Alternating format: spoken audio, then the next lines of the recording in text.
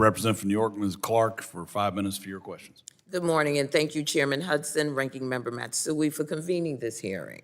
Given the actions of the FCC under Chairman Carr, it's long overdue.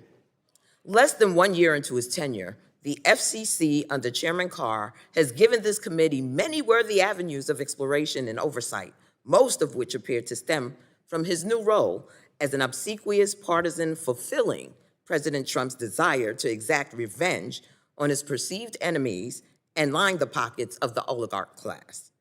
While appearing before this committee less than 4 years ago under the Biden administration, then Commissioner Carr rightly acknowledged the independence of the FCC, free from executive branch interference, but recently made clear that under the Trump administration, that independence is gone.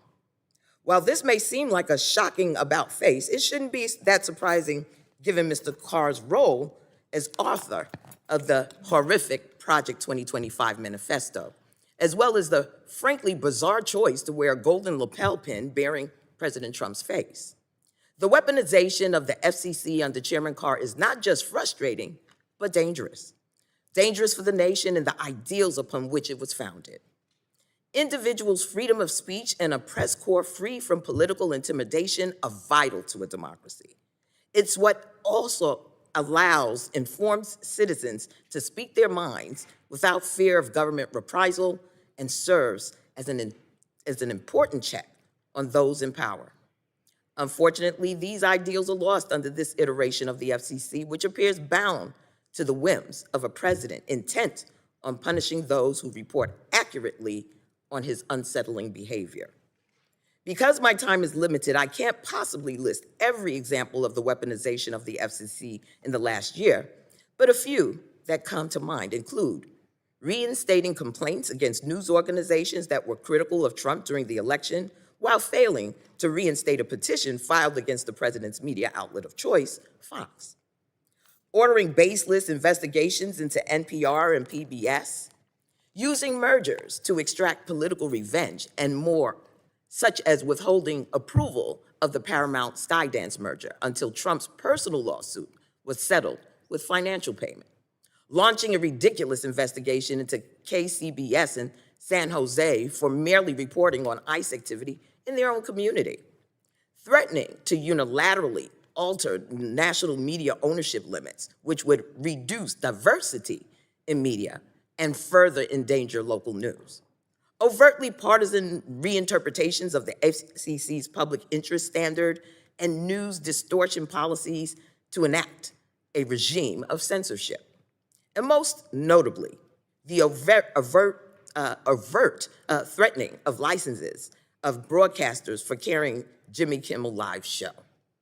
To the last point, Senator Cruz, who I rarely agree with, aptly described Chairman Carr's threats as akin to something out of a Mafia movie. And let me just say, I don't see any Michael Corleones in this room today, only Alfredo. So my question is to Commissioner Gomez.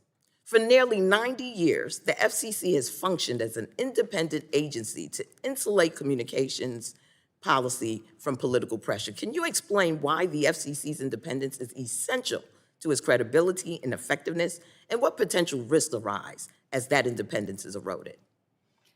Thank you for that question. You know, when Congress created our predecessor, the Federal Radio Commission, it considered putting the commission under the Department of Commerce. And Herbert Hoover at the time said it was a terrible idea because it was dangerous to have the regulator of the most important communications medium at the time being overseen by a single person. And so that's why it created an independent agency. It's important to have an independent agency because we must be seen as an expert body that makes decisions based on that expertise and not based on the political whims of one administration.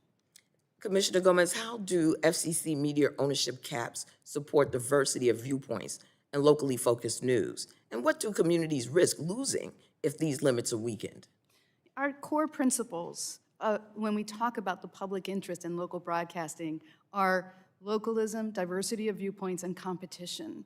The caps ensure that we have multiple voices in every market. That is why we have them. We want to ensure that we have that. If we lose those caps, what we are going to lose is that diversity of viewpoints, and we risk having one voice funneling all the information to our voters. With that, I yield back. Thanks, gentlelady. Chair now recognizes the gentleman